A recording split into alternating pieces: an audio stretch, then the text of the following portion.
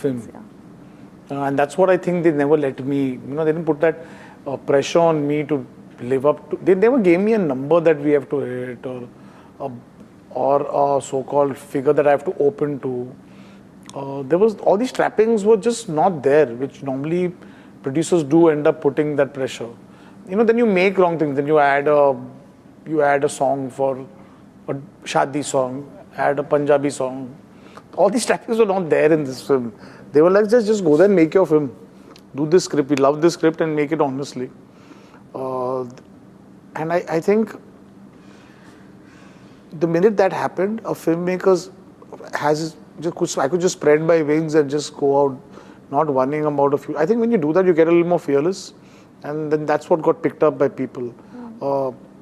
So I cast appropriate for the film. I didn't cast thinking.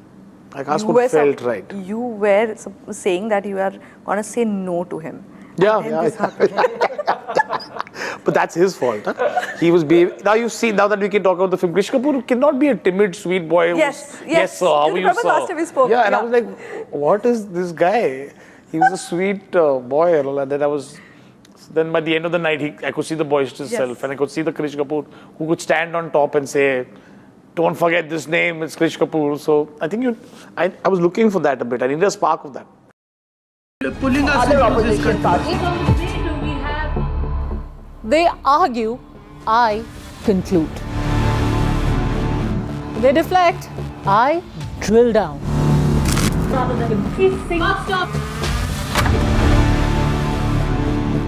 This isn't a free-for-all. It's a reckoning. No filler, no fog. Only the facts and where they lead. Every night at 9, the case closes because the buck stops here. Is your business future ready? Join the 13-week strategic ESG certification program for business sustainability and growth for CXO and business leaders by NDTV, Terry and Zenora. Master global ESG frameworks, gain real-world tools and lead with impact. Starts August the 23rd. Enroll now and power your business with sustainability. Hello बोलिए madam डब्बा trading कब से चल रहा है पता है madam आपको हम और आप तो जन्म भी नहीं हुआ था हमारा We investigated a shady advisory firm that has spent big bucks on advertising on the front pages of national dailies. ये आपको बिल्कुल उसका ऐसे हल्का सा भी खौफ नहीं है मैडम एक बात को खौफ किस लिए रखना चाहिए तो बताओ कौन सा गलत काम कर रहा हूँ मैं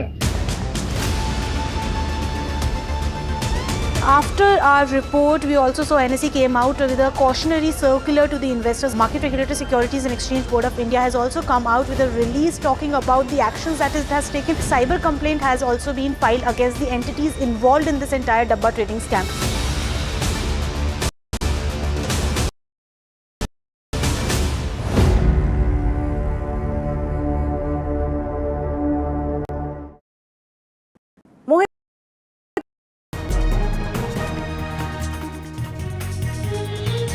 Hello and welcome to the Southern View. All the political action around the vice presidential face-off. Our top focus is Namaskaram, Namaskara, Baunara, Nallar Kingla, Vasudha. You're tracking all the action in New Delhi.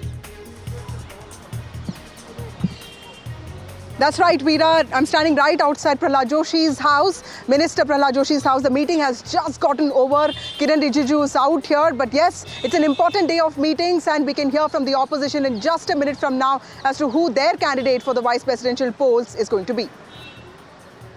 That's right. We'll take you through the headlines at the moment. The opposition steps up the offensive against the Election Commission. Could it move an impeachment motion against the CEC? Says it will take a right decision at the right time. MK Stalin poses 7 questions to the EC. Amidst the Trump tariff troubles, External Affairs Minister Jaishankar meets Foreign Minister of China Wang Yi, the Chinese minister, to meet the Prime Minister tomorrow. Russian President Vladimir Putin dials Prime Minister Modi. Putin shared insights on the Trump meet in that call, according to sources.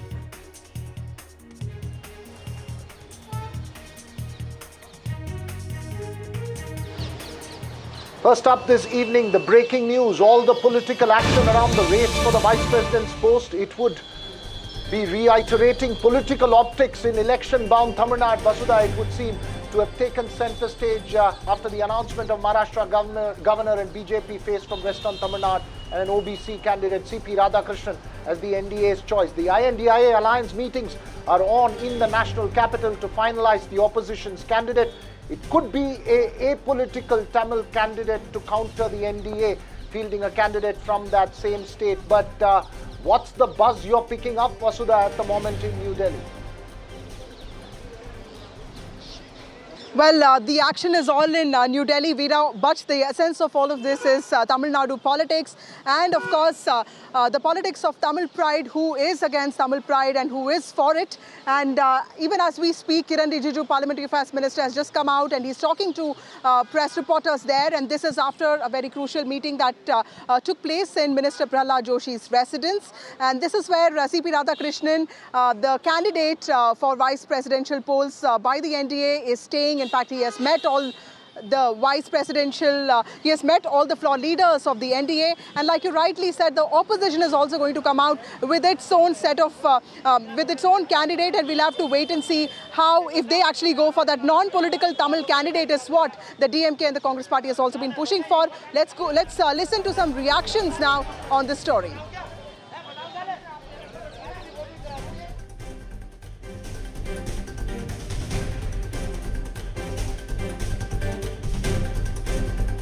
Appeal Tamil Nadu Chief Minister and the Tamil Nadu Member of Parliament, members of Parliament also should support, because he is a very apt candidate, and but for him, no any other candidate will be compatible for this post, even if they announce a candidate from the opposite camp.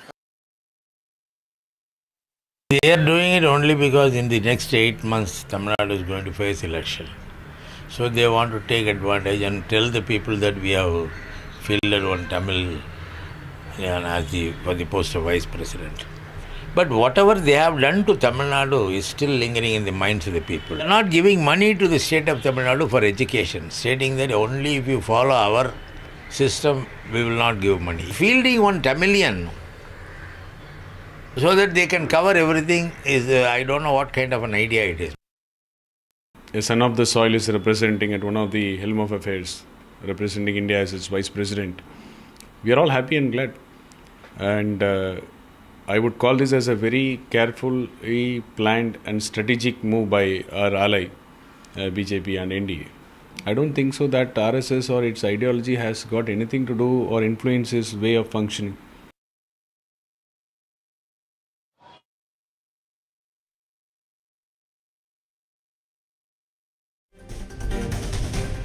NDA meeting.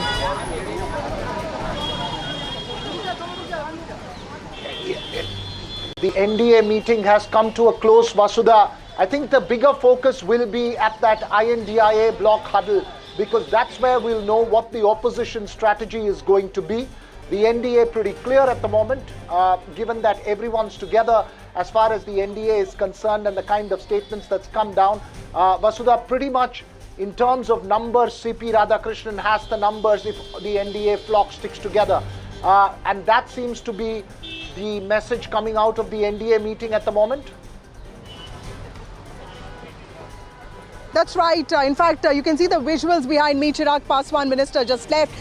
Environment Minister Bhupendra Yadav also just left, along with Kiran Rijiju, Parliamentary Affairs Minister. Veera, like you rightly pointed out, the numbers are in favour of the NDA. Of the 786 odd MPs from Lok Sabha and Rajya Sabha, the NDA has ownership of almost more than over 420 MPs, and that is much more than the 324 number that they need. And this is a complicated system. It's an electoral college system where the preference also counts. So clearly, the NDA has a cushion here, a very safe cushion, not the cushion that it had in 2014 and 2019 when Venkaiah Naidu, 2017 and 2022 when Venkaiah Naidu won with almost 272 votes, and of course the Jagdeep Dhankar also won with 346 votes. It's tightly contested this time, but still a comfortable, comfortable position for the NDA.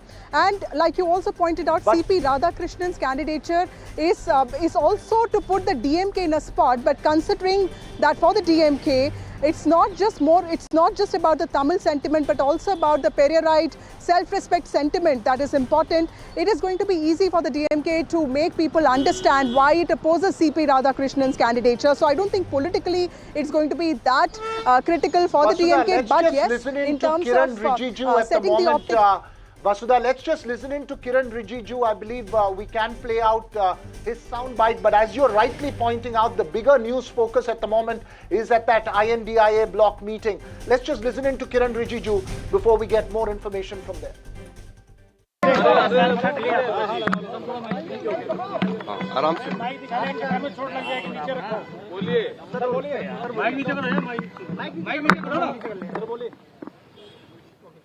आज NDA के vice presidential election का candidate आदरणीय CP Radhakrishnan जी दिल्ली पहुंचा है, तो अभी NDA के floor leaders के साथ एक इंट्रोडक्टरी बैठक हुई है।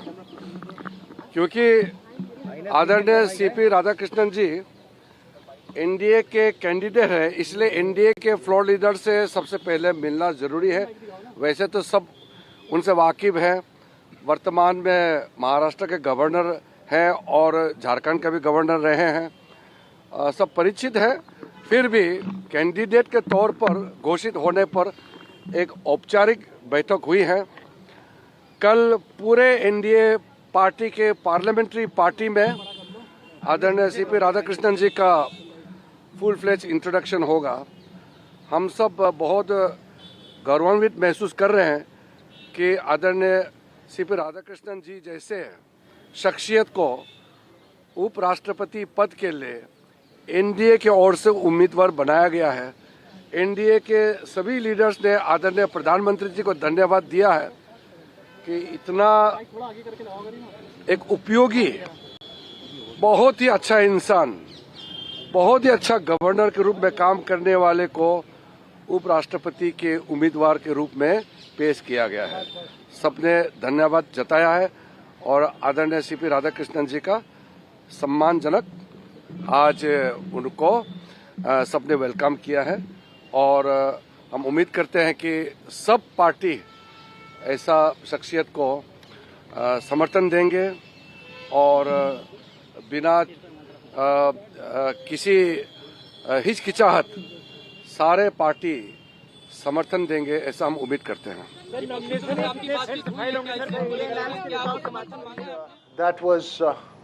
That was Kiran Rijiju there. Vasudha pretty much saying that, look, this is an introductory meeting with the entire NDA flock and all the floor leaders. Important for the NDA to hold its flock together as far as these vice presidential face-off is concerned. We'll have to wait and see what comes out of the INDIA block. Also joining us this evening, our senior journalist R.K. Radhakrishnan, who follows the DMK and Tamil Nadu politics very closely.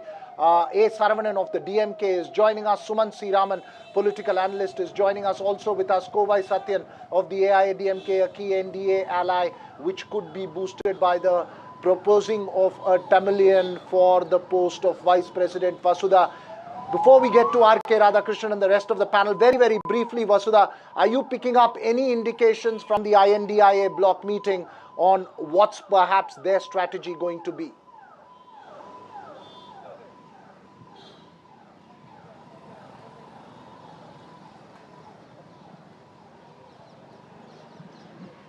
Vasudha seems to be having trouble hearing us here. R.K. Radhakrishnan, are you picking up any indication on what the DMK's position is going to be?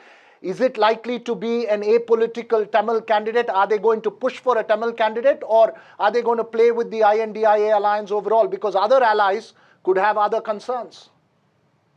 Yeah, completely agree with you on that, Veera. Thank you for the opportunity. It appears that the DMK is okay with either of the two choices, a political candidate from Tamil Nadu or a non-political candidate from Tamil Nadu. But the insistence is that a candidate from Tamil Nadu should contest, given the fact that the BJP or the NDA has put up a candidate from Tamil Nadu. That's the only bottom line. And it appears that the Trinamool Congress is the only party which seems to have reservations with this arrangement. And Congress also wants to go along with the DMK. That's what I learned. That's one. And secondly, who is CPR? Why was he cast aside for such a long time? And that's a question. This entire thing of DMK on the back foot that's been playing out from yesterday, I find it extremely funny and ridiculous. Because soon after Annamalai takes over as president of the BJP, we have seen a systematic casting aside of L. Ganeshan, who gets thrown to Manipur, Tamilisai Soundararajan, who gets sent to Telangana as governor, L. Murugan, who gets thrown out as BJP state president and straight into Union Minister of State. And then you have CPR, who later on, a year and a half later, gets thrown as governor to Jharkhand. So what are we talking about? Suddenly, somebody has found great virtues in CPR. Of course, lovely friend, great guy. Reaches across both aisles and very, very good to both the DMK and DMK. No controversies. In fact, he's one of the topmost leaders to meet MK Stalin recently from Tamil Nadu. Of course, he's governor. But then imagine a governor calling on a chief minister at his residence. It raised a lot of eyebrows, and we all thought there was something more to it on August 11th than merely inquiring after MK Stalin. Okay, so RK, you're saying that it's a legacy that counts, and in politics sometimes it's consistency that matters. A. Saravanan, I wanted to understand from you, because today, the whole day in the parliament, we heard two narratives. One, of course, that the DMK is in a sense of a bind because they can't be seen as opposing a CPR, a Tamil face, which is why it is imperative for them to also push for a Tamil face. And of course, non-political because the TMC doesn't want one. Do you really think that the DMK faces political challenge if it is seen as opposing CPR? Yeah, see, before getting into the meat of this discussion, we want to know, where is Dankar? Have you ever found out? Raghav, were you able to find out where is Dankar? We only wish what happened to Dankar does not happen to any of the vice presidential candidates that is being put up by the BJP. And who is he? He's an RSS and a BJP man. And maybe he's from the state of Tamil Nadu, but what has he done for the state of Tamil Nadu? And he has belittled. He went and propagated false news, fake news, that people in Tamil Nadu are being attacked for speaking in Hindi. When has that ever happened? We know where we stand on all these issues. And this man, see, let us leave the camaraderie. That is the dignity the chief minister has and that man has. That doesn't mean that, he is going to be endorsed. That is too much. He's a BJP candidate, and this is only a ceremonial post. And we have people from the state of Tamil Nadu who are holding high offices, more powerful offices, ministers. What have they done for the state of Tamil Nadu? One minister was saying her contribution is that please put more money into the plates than hundi. The other man said, oh, do we have an ATM? This is their contribution. And the other candidate from the state of, chief minister from the state of Tamil Nadu went with Karnataka delegation because she was chosen from Let Karnataka me get Kovai Satyan to respond to what you're saying. Kovai Satyan, DMK saying this, pointing out, saying that, look, it's only a ceremonial post. This will not change the local narratives and realities. Answer before I go to Sumansi Raman as well. No, I tell you, this is a very careful and a strategic move by our ally BJP. And now DMK is left to defend for itself by not supporting a son of the soil Tamilian nominated in the VP role. Now, if they want to abstain from the voting, there has to be solid reasons. The first reason that has come out is he is an RSS man. So if one has to go by the ideological background, why didn't DMK support Abdul Kalam ji? He was the son of the soil. Why they backed out? Why didn't they support Draupadi Murmu ji? He was from the downtrodden segment. So which clearly exposes the double standards of BJP, and the fake narrative and the fake peddlers are caught off guard with this elevation. And we are happy and elated that a son of a soil is being nominated, and our General Secretary has made an appeal to everyone, set across all your differences, let's have our Tamilian be the vice president of our country. So this has nothing to do with what is his background, or it is indeed C.P. Radhakrishnan got elected as the MP when he was an ally with DMK. And where did this RSS background and ideology went at that point of time? They were happy at that point of time. So DMK Right. doesn't Let have me a get in solid SG Surya reason here. to SG Surya defend. represents the BJP. Surya, how do you, why is the BJP thinking that the DMK would actually support CP Radhakrishnan just because he is a Tamil person? Because given the understanding of Dravidian politics, we understand that, there is a certain essence attached to the Periyarite self-respect movement, and Tamil pride is also attached to that.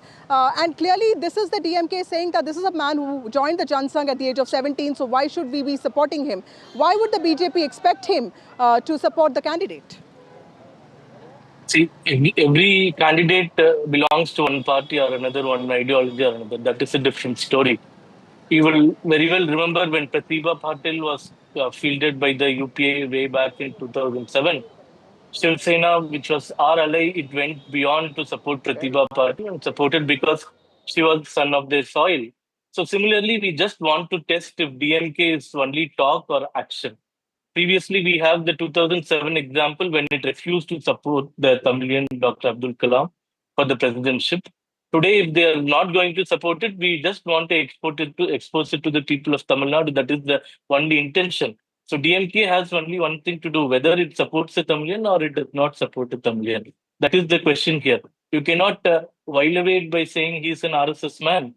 On the opposite side, if it's a DMK man, it is equally criticizing. We equally criticize DMK as well. DMK is not a party that has ruled the state for 60 continuous years. It was out of power for 35 years in the last 50 years. So people support does not come here. Everybody belongs to one party or another. The only question is whether I'll get DMK will support Saravanan's a response to Tamilian the or fact not. that you're saying it's a binary choice of whether you want to support a Tamilian or not. But before that, Sumant Raman, do you see that the DMK is in a catch-22 situation? Or given that the nature of Dravidian politics, he's considered a BJP candidate, it's not so much of an electoral issue for the DMK. How do you see this playing out? I don't think this is a huge problem for the DMK, particularly because he doesn't need their votes to win. If it was a case where CPR's election would depend on the DMK's vote, and then they opposed him, that would have been significantly a problem for the party, and that would have had some kind of political repercussions. Now it's a case where whether they vote for him or vote against him, he is anyway likely to win. So in that situation, I do not see the DMK being pushed very much into a corner. Yes, there will be a little bit of talk. The AIDMK BJP combine is having meetings. Mr. Party is touring the state and all that. So they will try to pin the DMK down on this. But in the present context, the fact that anyway Mr. CPR is going to win means that the DMK will probably get off the hook. I don't see this having any great political repercussions for them. And, they could also, they have a good equation personally with Mr. CP Radhakrishnan. He's got friends across the political spectrum. So he doesn't have too many enemies. So to that extent, they can probably justify it to him in private. And in any case, the BJP and the DMK, behind the scenes have a very, very cozy relationship that is known to everybody. And, I'll give you another example of that. Today, for instance, the Enforcement Directorate has put out a post on the raids which they carried out on one of the former ministers. And the raid, there was nothing about what was found. Documents were recovered, right? Normally, if they really wanted to go hard at the DMK, whatever they found, they would have said property documents to the tune of so many crores were recovered or something like that. Nothing. But sir, at the end of the day, it's all about numbers.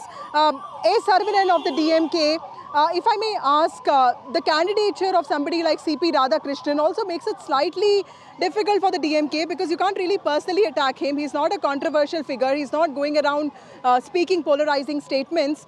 Do you think that has also really put the DMK in some sort of a bind because you have to really keep saying that he's an RSS candidate and hence we are opposing him? See, we are in parliamentary politics, parliamentary form of governance, where the party you represent makes all the difference. Individually, you may be Buddha or you may be Gandhi, but it all depends on whom you represent, what you represent. And Mr. Radhakrishnan, what has he done for the state of Tamil Nadu?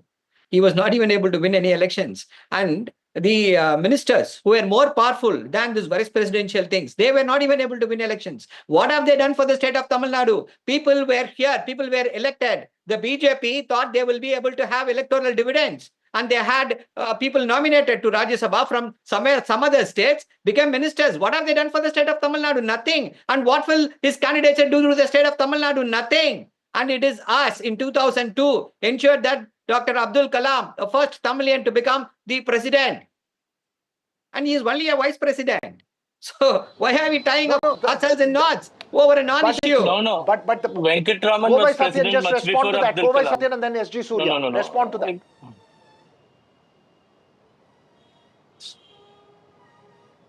Go ahead. Amongst the allies, you decide who's going to respond. See, Kovai Satyan and SG Surya. See, much before Dr. Abdul Kalam, Venkatraman was president of India to teach some history to Saravanan. Secondly, if he is an RSS man, why did DMK support him to become an MP? If it was some other candidate, there is some kind of why did you come into the alliance with the RSS both the man? AIDMK and the DMK has supported. That's it. Yes. See, the point is very simple. Like Sumant Raman said, that's a very we do important not point, like Sumant Raman said, we do not need DMK's support. It is just a gesture because we are not begging. Just shut up, Saranan. There is some decorum that you have to follow. Okay, it is not begging. I think it is DMK which is coming and begging us behind the doors every time, and I cannot expose it, this man. Expose it. If you have the courage, expose it. Just maintain the You are a decorum. Have the minority decency government. first. Expose it. No. When you are saying please don't. Let BJP and RSS don't speak. Give a gyan on decorum and all those things. What is you have no business. You have no business to talk to me like that. You speak in the national television. What national television? What national television are you talking? No. SG Surya, you can't say shut up on national television. I don't think that's this one. And Saravanan, let's not get into a face-off on this. Kovai Satyan, very briefly. Ultimately, there were worries over how the AIDMK was going to justify its alliance with the BJP. Does this give you a clear indication that it's fine in the election and it's going to be a clear poll promise? Do you believe that this will blunt the DMK's attack? Or do you believe that that electoral attack is still something at the grassroots which is going to be strong for the AIDMK to combat? The alliance have delivered results for Tamil Nadu. 11 medical colleges, protected agricultural zone, 7.5 internal reservation. We have a long list to state. This is what we have delivered for the people. But 51 months has gone. DMK is a total failure. And there is a high anti-incumbency, and the fake peddlers and fake narrative stands exposed because the Tamil pride is only on papers now.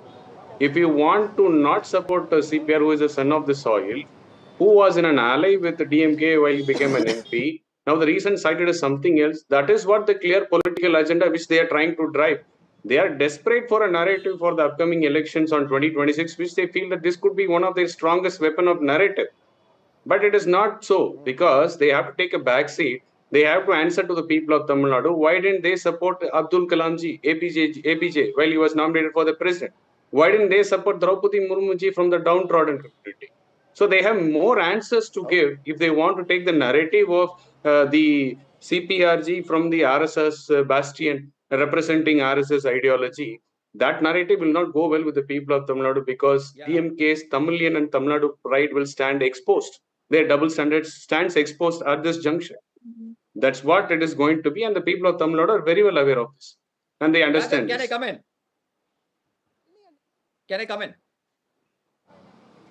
Vasudha, give us a sense of what you're hearing from the BJP. Was this part of the calculation of the BJP at the end of the day, the choice?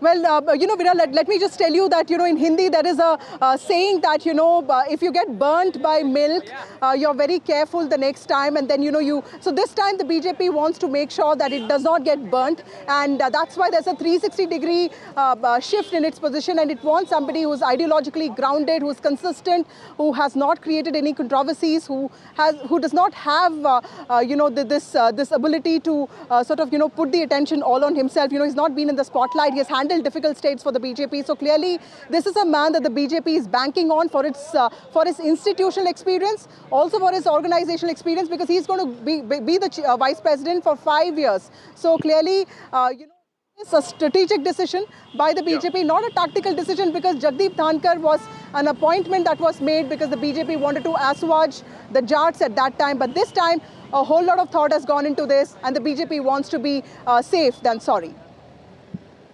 So Sumant Raman, what do you see the INDIA bloc's response to be? In fact, that's what we're waiting for. We were hoping for some breaking news on that count because the meeting is on with all the INDIA allies. What do you see the response? Do you believe that the DMK will push and the INDIA bloc will come up with also a Tamilian candidate, which could mean a Tamil versus Tamil face-off for the vice presidential polls?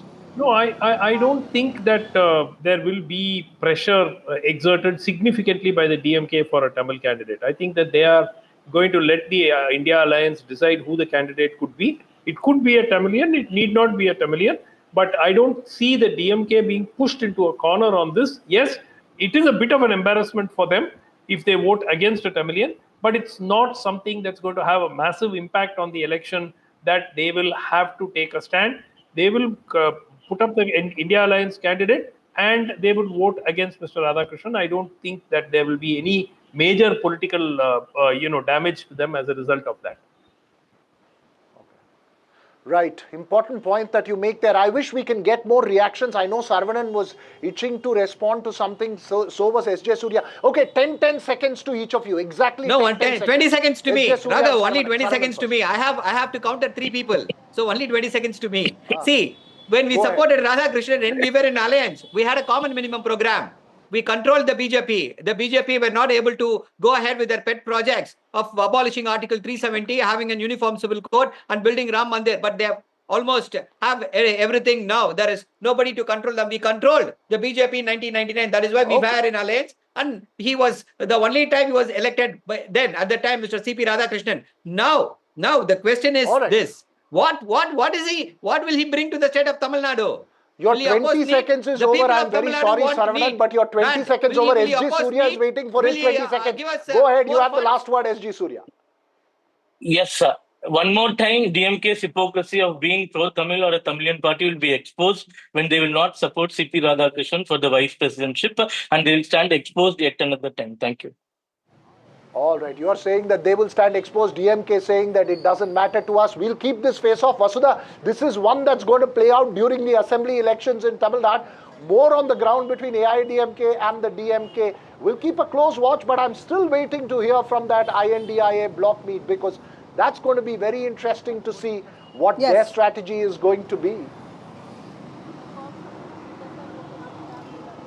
Absolutely, Veera, and it'll be interesting to see if they field a non-political Tamil like we're expecting. If the DMK is able to sort of push for that name, it'll also make the fight all the more interesting. We are told that it could be a South Indian for sure, so we'll have to wait and see who that name is.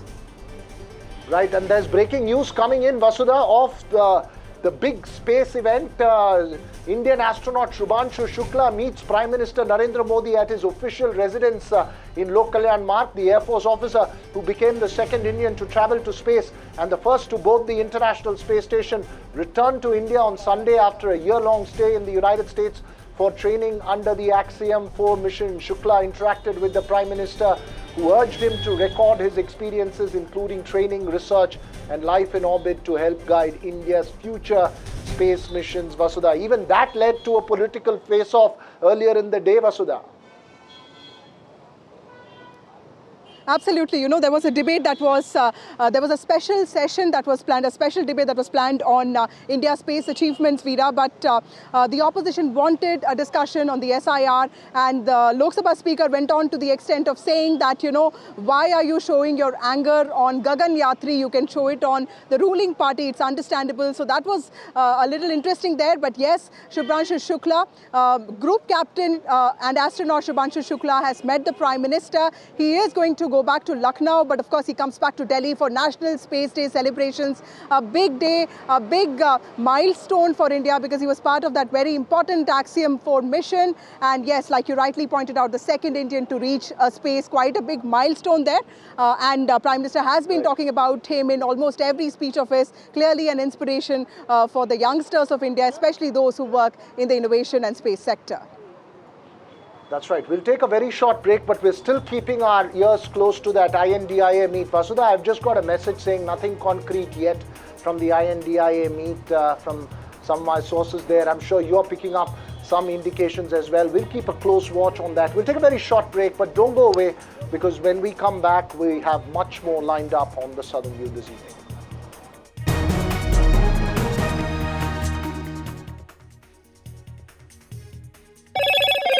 Hello, Moto. Moto G96 5G. All eyes on you.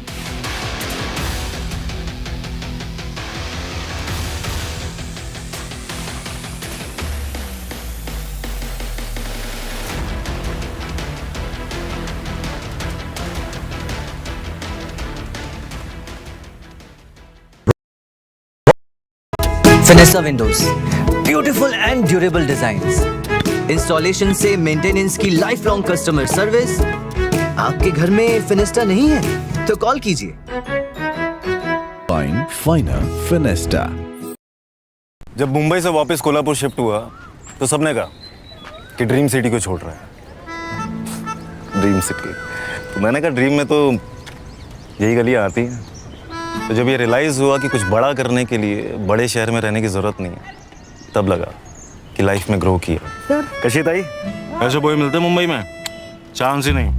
SIP करो, invest करो, life में grow करो। प्रतिभूति बाजार में निवेश बाजार जोखिमों के अधीन है। निवेश करने से पहले सभी संबंधित दस्तावेजों को ध्यान से पढ़ें। तू ही तो है जिसकी सच्चाई वाली क्लैरिटी की वजह से मैं आज यहाँ हूँ। गोल्ड प्लस सिल्वॉक्सी मिरर्स, ऐसी क्लैरिटी कि आपको सिर्फ सच नजर आए, चाहे कितने भी साल बीत जाएं। Rajasthan is history, culture, and much more. And I have been reporting on all things royal for more than 25 years. The colors, the culture, and the complexities of the Northeast is different from the rest of the country. I have been bringing the Northeast closer to the capital for over 15 years. Madhya Pradesh is the heart of India, and I have been capturing its every beat for over 10 years, covering the corridors of power, what is said, what is left unsaid, and what it actually means for you and me. I have it all covered. Kashmir is often called paradise on earth, a region that has been in a state of flux from conflict to India's crowning glory. I have been reporting and decoding Jammu and Kashmir for last 3 decades.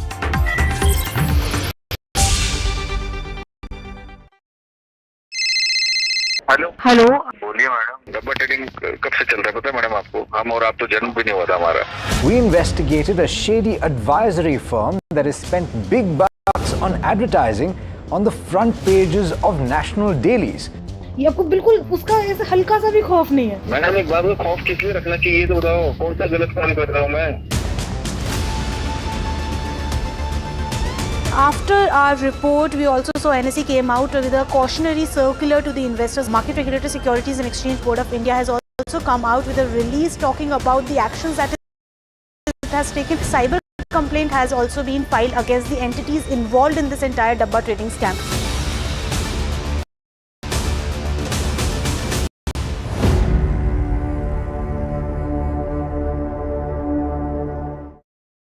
You know, first when Sayara released and we as audience realized, oh my God, what is happening? You know, when did you realize it? Like, it's like, I didn't expect this, what is happening? Like that wave that hits you.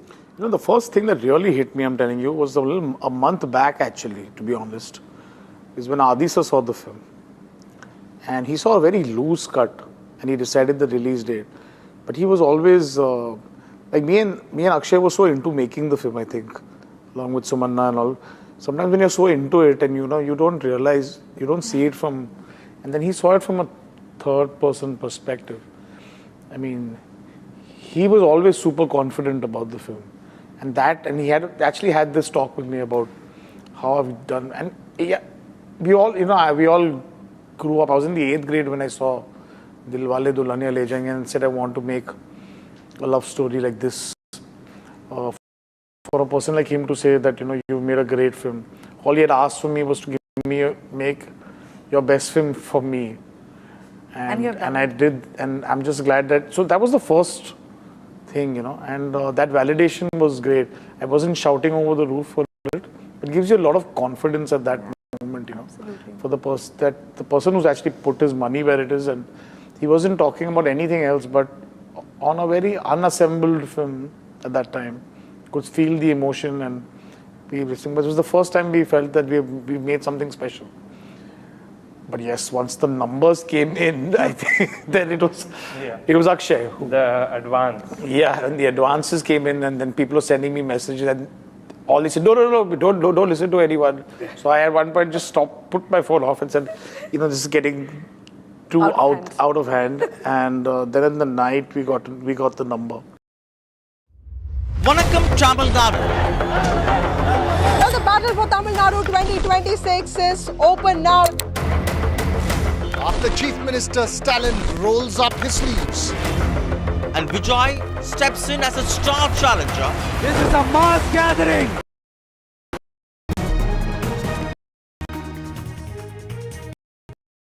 Welcome back. Now to Karnataka Assembly.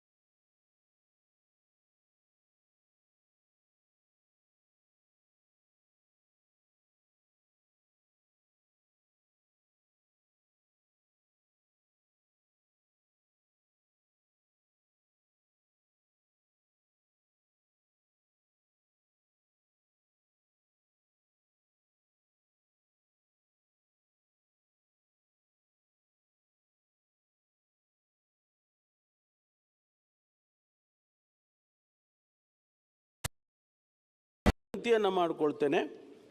ನಾವು ಏನನ್ನು ಮುಚ್ಚಿಡೋದಿಲ್ಲ.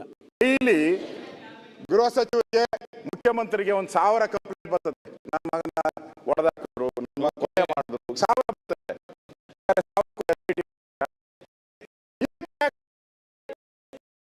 ಮಾಡಿದ್ರೆ ಇವತ್ತು ಧರ್ಮಸ್ಥಳದ ಮಾನ ಹರಾಜ್ ಆಯ್ತಲ್ಲ, ಕಟ್ಕೊಡ್ತೀರಾ ನೀವು? ಈ ಸರ್ಕಾರ ಕಟ್ಕೊಡ್ತೀರಾ ಹೇಳಿ? ಧರ್ಮಸ್ಥಳದ ಮಾನ ಹರಾಜ್ ಆಗಿದೆ, ಇವತ್ತು ಕಟ್ಕೊಡ್ತೀರಾ ನೀವು ಸರ್ಕಾರ? ಇದರಿಂದ ಯಾರಿದ್ದಾರೆ ನಮಗೆ? ಇವನೆಲ್ಲ ಯಾರೋ ಇವನ್ ಬಿಟ್ಬಿಡಿ, ಇವನೆಲ್ಲ ಮುಖ್ಯ. ಇದರಿಂದ ಇರುವಂತ ಕುತಂತ್ರ ಯಾವುದು? ಇದರಿಂದ ಇರೋ ಕುತಂತ್ರ ಯಾವುದು? ಇದರಿಂದ ಇರೋ ಗ್ಯಾಂಗ್ ಯಾವುದು? ಅದು ಬೇಕು ನಮಗೆ. ಷಡ್ಯಂತ್ರ ಈಗ DK Shimar ಅವರು ಹೇಳಿದ್ದಾರೆ. It's not just that face-off. There have been multiple statements outside the House as well that have been made regarding this investigation, extremely controversial and important case that's being probed there by the SIT. My colleague Deepak Bhupanna sums up the events today as well as the context. Well, the Karnataka Home Minister, of course, today giving a formal reply in the Karnataka Assembly as far as the status of the investigation into the alleged mass burials at Dharmasthala is concerned. One of the key aspects here that he has said is that this is a very primary nascent stage as far as investigation is concerned, because it was initially the statement that was recorded of this complainant and the exhumations that were carried out, but the FSL report is something that they await. Now, he says that from about 2 spots skeletal remains were recovered, and from other spots they've also collected soil samples because they thought there the soil was very acidic, which could have led to the entire process of decomposition going on much faster, and that's why they have even taken soil samples from these locations, sent it to the labs, and only after a report comes out can the investigation proceed any further, or can they even decide as to what to do next. Until then, of course, they do not want to go ahead exhuming everywhere in Dharmasthala is what the Home Minister himself has said, and more importantly is asked for the opposition parties here to cooperate with them. He's saying that the purpose of the SIT and the state government here is to only come out with the truth, not tarnish anyone's image or target anyone. And he's saying at this point in time that the opposition should not politicize this matter and just allow for a free and fair probe to be conducted in the case. This is seen as an extremely sensitive case, multiple complexities involved in it. Joining us now is Ashok Gowda of the Bharatiya Janata Party and pro-Congress political analyst Syed Asad Abbas. Ashok Gowda, why is the BJP, and I say like some sections in the Congress as well, including the Deputy Chief Minister, so eager to give a clean chit and arrive at a conclusion alleging it's a conspiracy against the Temple Trust, even when the SIT is still investigating the case? The allegations are very serious in nature. See, absolutely. Allegations made are false and definitely manipulated, and it's a conspiracy as said by the Karnataka Deputy Chief Minister D.K. Shivakumar. Point one. Point two. See, let's understand the chronology of what happened. When some person who says that he holds a skull in his hand and comes to the police station and says he wants to register the case. Case was registered. Fine. Immediately, our women's wing,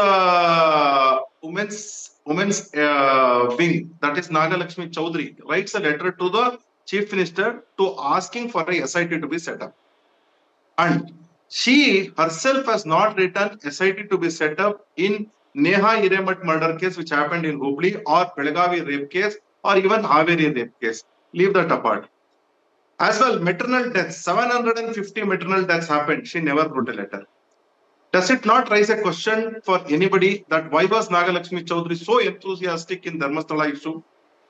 When the skullman just appeared out of the context when the Saujanya's investigation was over and somebody was given a clean chit by the court. All this are happening on one side, and few of the so-called progressive urban Naxalites walk to the Chief Minister and says, but why not wait for the SIT to complete its probe, sir? Why turn around and make accusations at a stage when it is at a very nascent stage? Can I come in here, sir? I will come to that. No, one second, Syed. I just get Ashok's answer and come to you. Yeah. Okay. After that, immediately Chief Minister says there is no need of SIT at all. Immediately after 4 hours, he sets up an SIT. All this raises a first doubt in anybody's mind. After examining 17 places, they have found skull only in one place, and 2 places have been doubtful. Does it not clearly show that what kind of a team was set up, as said by the Deputy Chief Minister of Karnataka, D.K. Shivakumar? Does it not raise a question that it is a conspiracy? And we have been you're making that allegation. Syed Asad Abbas. Okay.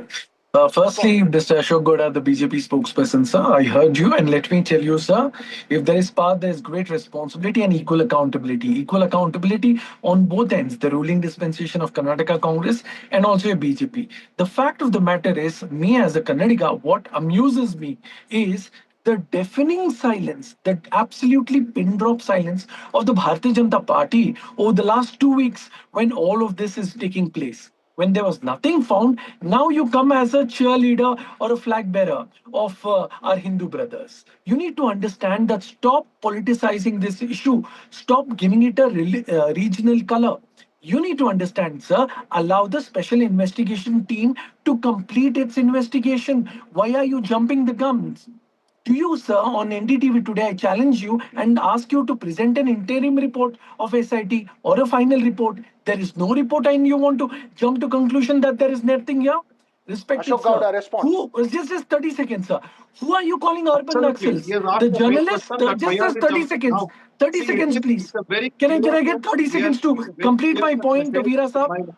Can I get 30 seconds? I'll come back to you for the last 30 seconds. Go ahead, Ashok Gowda. Respond to the important question raised by Syed Asad Abbas. Very simple. Abbas is asking that why is BJP saying now? It's very clear that we were standing with the Dharmasthala from the beginning. We are not politicizing. It is a Congress party which is dividing the people into two. One team says that this is wrong, what is happening in Dharmasthala, and one team says conspiracy. And this is where the politics has started. And we are very clear that nothing has happened. If something has happened, let it be investigated. We are the entire BJP team is very I will answer that. Respected sir. The people of Karnataka are very Ashok Gowda, let Syed finish his point. Go ahead. We, the people of Karnataka, are very intelligent voters and lots, sir. had Siddaramaiah or the Congress government not done a SIT probe, you'd have pinned the blame on Siddaramaiah. You'd have asked the question, who is Siddaramaiah or the Congress trying to protect? And so on and so forth. Also, sir, let me tell you, Ashok Gowda, respond to that. If there was no SIT, you would have turned it around on Siddaramaiah. Leader of opposition, just allow me to complete 10 seconds, please. Can I get 10 seconds, sir? No truth prevails. No truth prevails, whether it is in a stampede case or whether it is in any of the other previous cases, except for the Prajwal Revanna's case, all the SITs have failed in Karnataka during his first tenure as well as his second tenure. One second. Please check the records. I have the records with me, so I am speaking the facts. Point number one. Point number two. Prajwal Revanna's case, can I be allowed to complete my point? Because can I complete my point? Masked man was allowed to be free, and he was going every day to his house and coming back. Now can I ask the question? What kind of an information? Okay, quickly complete your point, Saida Sadabas. Yeah, thank you. Now, sir, I will answer you. Sir. You spoke about your... What happened to that? Can I be allowed to ask the question? Veera Sahab, can I be allowed to... Quickly finish your point, please. Saida Sadabas. Thank you. Mr. Gowda, very interesting, sir, that I'm glad that you agreed that the SIT worked in Prajwal Revanna's case. Respected, sir, your coalition partner, Prajwal Revanna, whose hand Modi ji picked up, is found to be a convicted rapist. Now, second point. Sir, no. Now you say about urban Naxal. Can I? Sir, I did not interrupt My you. final question, Ashok Gowda. Is it not Can I time get- to wait for the can I get SIT 10 to come out seconds in clean Can with I all get its 10 details? seconds? Very quickly, 10-second response from you, Ashok Very Gowda. quickly, the fact is, Mr. Ashok Gowda, let me tell Ashok you, Gowda. sir, who are you say that urban Naxal, the journalist, every journalist, true to 10-second his thought, response is from asking Ashok this Gowda. Is question. it not time to wait for the SIT given the nature of the allegations, the seriousness of the allegations? Very Yes or no? simple. Let the SIT come out with more investigation and more facts. But at the same time, who are the people who are politicizing it? There's somebody saying that it's a conspiracy. Somebody is saying investigation. So when somebody is saying SIT needs more facts, and somebody is saying that masked man itself is fake. Somebody is saying that. Okay, now can I answer that, please? Okay, we'll leave this conversation here, but it's an important issue that is Veera Sahab, I need led to to a answer that, face-off in the please. Assembly. Of course, there will be a close focus on that case. But now to the issue of weather woes across the country and inundation in different parts. On the one hand, the devastating cloudburst that hit Kathua district in Jammu and Kashmir, and on the other hand, heavy rain and inundation in other parts of the country, including in Maharashtra and Mumbai. The focus, though, are on the aftermath of the flash floods that claimed 7 lives and left several others injured in Jammu and Kashmir. Remember, this comes after another cloudburst that happened in Jammu and Kashmir and the one at Uttarkashi. Of course, Mumbai as well, struggling with enormous inundation. These field reports, ground reports by NDTV's reporters show us the situation on the ground, whether it's in Jammu and Kashmir or in Mumbai. 63 dead, 80 missing, and over 163 injured people rescued so far after this catastrophic floods here in Chasauti village in Kishwar district in South Jammu. Right now, I am walking on this newly constructed army bridge, constructed by the army. It's a bridge which will help the villagers who are living on that side of the area. There are very many villages, be it Machel, Hamori, Hango villages. People who are stuck there, vehicles that are stuck there, they can cross and commute and go to the other side. Some people have been relocated, as you can see the visuals of the broken homes, the structurally weak homes. The people living there have relocated. They're either staying with at their neighbor's home or at their relative's place. Remember that this cloudburst happened on the 14th of August, and today is the 18th. It's been 5 days. We are seeing all the rescue teams, be it the Indian Army, NDRF, SDRF, JNK Police, they have been displaying great determination in removing, these massive boulders where underneath which, lives could still be there. People could be found there. Dead bodies could be still buried under these massive boulders. It has been quite a Herculean task for the rescue teams to remove these boulders. As you can see here, rescue operation is underway. The JCB is trying to clear this area, which is of course completely occupied in mud, silt that all came cascading down when the cloudburst hit this area. Mumbai residents are battling the fury of monsoons, and as you can see behind me, the street here in Par, SB Road, is entirely waterlogged. In fact, the rains continuing to lash the city. The intensity has reduced over the last couple of hours, but it has certainly brought the city to a standstill. This entire stretch is flooded. People are greatly inconvenienced, and this is the situation in several parts of Mumbai, be it western suburbs, eastern suburbs, or several parts of central Mumbai. Many of the areas, especially low-lying areas, are extremely waterlogged. In fact, train and flight services have also been disrupted.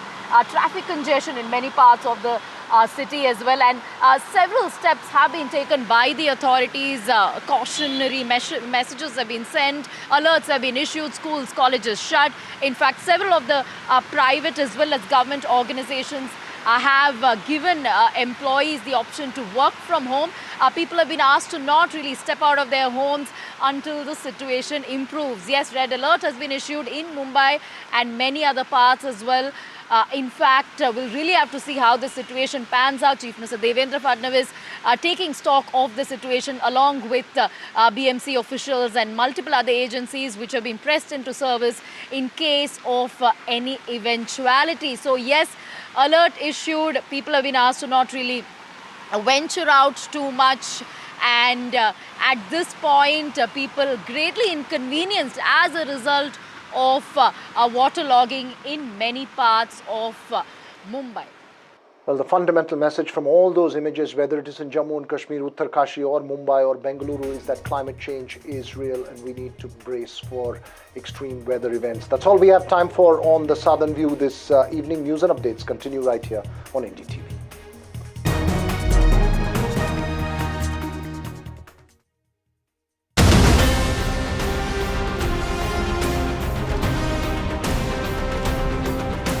For those who live in the National Capital Region, you know that commuting into Delhi from Gurugram is a nightmare at the best of times. It takes hours on the road one way. Now, several parts of the Dwarka Expressway have already been opened to traffic, but on a trial basis. The Prime Minister inaugurated the entire stretch, including a new tunnel which has been constructed near Mahipalpur in Delhi. What we decided to do was take a reality check on whether that road actually makes a difference, and also take a look at a far more substantive project. It's called the UER, Urban Extension Road 2, which actually links up to that same Dwarka Expressway, and it connects 3 national highways, provides better connectivity to the northwest of Delhi, to the southwest of Delhi, including areas such as the Indira Gandhi International Airport. Does it make a difference? Find out. Hello, Moto. Moto G96 5G. All eyes on you. And finally, Indian astronaut Subhanshu Shukla met Prime Minister Narendra Modi at the Prime Minister's official residence in Lok Kalyan Marg. The Air Force officer who became the second Indian to travel to space, the first to board the International Space Station, returned to India on Sunday after a year-long stay in the United States for training under the Axiom 4 mission, which was successful. Gold plus optimistic reflective glass लगाओ, धूप की गर्मी को दूर भगाओ और बिजली का बिल भी बचाओ। माय बर्थडे गिफ्ट टू पापा, ये उनके पापा की पहली गाड़ी एक गराज में पड़ी थी दार्जिलिंग में, फिर 3 मैकेनिक, पेंटिंग, पॉलिशिंग। जब इसे फाइनली घर लाया ना, तब लगा लाइफ में ग्रो किया है।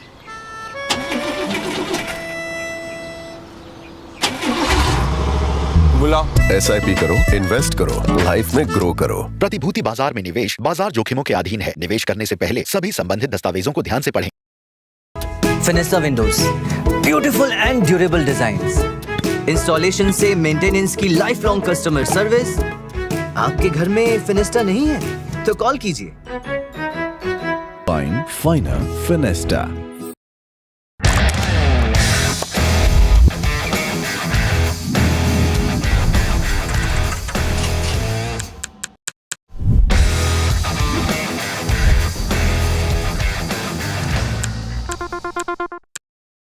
You know, first when Sayara released and we as audience realized, oh my God, what is happening? You know, when did you realize it? Like, it's like, I didn't expect this, what is happening? Like that wave that hits you.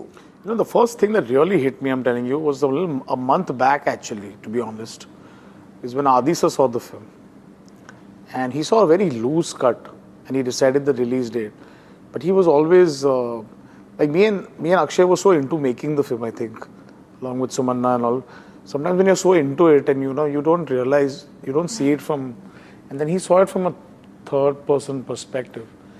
I mean, he was always super confident about the film. And he had actually had this talk with me about how I've done. And yeah, we all grew up. I was in the 8th grade when I saw Dilwale Dulhaniya Le Jayenge and said I want to make a love story like this. For a person like him to say that, you've made a great film. All he had asked for me was to make your best film for me. And I did, and I'm just glad so that was the first thing, and that validation was great. I wasn't shouting over the roof for it.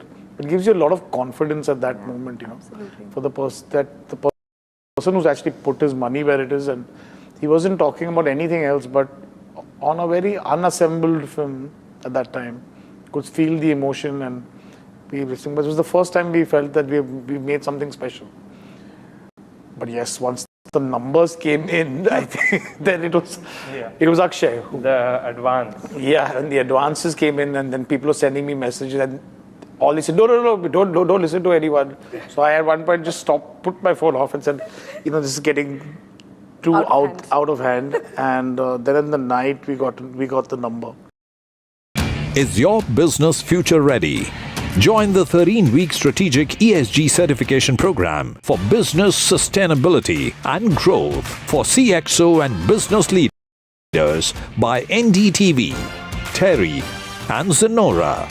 Master global ESG frameworks, gain real-world tools and lead with impact. Starts August the 23rd. Enroll now and power your business with sustainability. जब मुंबई से वापस Kolhapur shift हुआ तो सबने कहा कि dream city को छोड़ रहा है। Dream city. तो मैंने कहा ड्रीम में तो यही गलियां आती हैं। तो जब ये रियलाइज हुआ कि कुछ बड़ा करने के लिए बड़े शहर में रहने की जरूरत नहीं है, तब लगा कि लाइफ में ग्रो किया। कशी ताई, ऐसे बॉय मिलते मुंबई में? चांस ही नहीं। SIP करो, इन्वेस्ट करो, लाइफ में ग्रो करो। प्रतिभूति बाजार में निवेश बाजार जोखिमों के अधीन है। निवेश करने से पहले सभी संबंधित दस्तावेजों को ध्यान से पढ़ें। NDTV 24/7 is India's #1 English news channel on YouTube. Credible, compelling, always ahead of the curve. Thank you for choosing NDTV 24/7 as your trusted source for news. And that's why it's being said that after Kahuna Pyare, this is the film that has got 2 superstar debutants who are becoming superstars. But what was this faith that you had on these two that that shows on screen? You don't plan to make a blockbuster. You plan to make a good film. And that's what I think they never let me, they didn't put that pressure on me to live up to. They never gave me a number that we have to hit or a so-called figure that I have to open to. There was all these trappings were just not there, which normally producers do end up putting that pressure. Then you make wrong things. Then you add a song for a shadi song, add a Punjabi song. All these trappings were not there in this film. They were like, just go there and make your film. Do this script. We love this script and make it honestly. And I think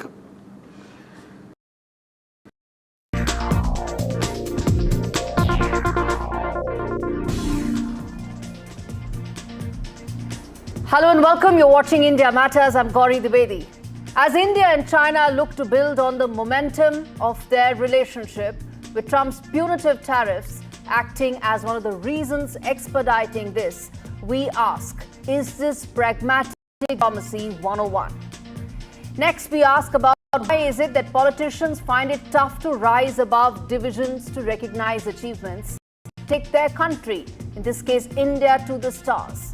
And finally, with you, who takes pride in calling their country a dumpster truck, and why is it that a shiny Mercedes can actually pulverize a dumpster truck? But first, on India Matters, we start with a visit of Chinese Foreign Minister who is in India for an important, crucial meeting ahead of Prime Minister Modi's visit later this month to China, his first in 7 years. Now, the India-China relationship, viewers, is a very complex one. Ties are still recovering from the Galwan clashes in 2020. It hit the trade aspect, people ties, and all aspects of a bilateral relationship. There's been progress since then. Some would say even incremental progress. But now it is being expedited by Trump's punitive tariffs. Prime Minister Modi's visit later this month is meant to send a message to the Trump administration, also to allow India to better navigate or best navigate the headwinds that exist right now, and also ensure that New Delhi best hedges its bets. Before I play out this report that tells you exactly what has happened in the India-China relationship, more importantly, what lies ahead, I want to play out these two important sound bites. Chinese Foreign Minister Wang Yi and Indian Foreign Minister Dr. Jaishankar, who held the first round of discussions with his Chinese counterpart. Having seen a difficult period in our relationship, Excellency, our two nations now seek to move ahead. This requires a candid and constructive approach from both sides. In endeavor, we must be guided by the three mutuals: mutual respect, mutual sensitivity, and mutual interest. Differences must not become disputes nor competition conflict. Excellency, when the world's two largest nations meet, it is natural that the international situation will be discussed. We seek a fair, balanced, and multipolar world order, including a multipolar Asia. Reform multilateralism is also the call of the day. In the current environment, there is clearly the imperative of maintaining and enhancing stability in the global economy as well. Exchanges and dialogue at all levels. We maintained peace and tranquility in the border areas and resumed the Indian pilgrimage to the Mount Garampochi and Lake Mapayonzo in the Xizang Autonomous Region. We should firm up confidence to dispel interference, expand cooperation, and to further consolidate the momentum of improvement and development of China-India relations, so that while pursuing our respective rejuvenation, we can contribute to each other's success and provide the most needed certainty and stability to Asia and the world. Once locked in a tense standoff, Asia's two superpowers, India and China, are now cautiously inching towards a diplomatic reset. The signs are subtle but telling, from reviving direct flights, resuming tourist visas for Chinese nationals, as well as a recent uptick in high-level bilateral visits. And now, China's Foreign Minister Wang Yi has arrived in New Delhi for border talks with National Security Advisor Ajit Doval. This will be only the second such engagement since the deadly Galwan clash in 2020, which sent relations into a deep freeze. External Affairs Minister Jaishankar has met with and held bilateral talks with his Chinese counterpart. Prime Minister Narendra Modi is also set to meet with Wang Yi, signaling a broader push to stabilize ties. Wang Yi's trip sets the stage for a more significant diplomatic reset.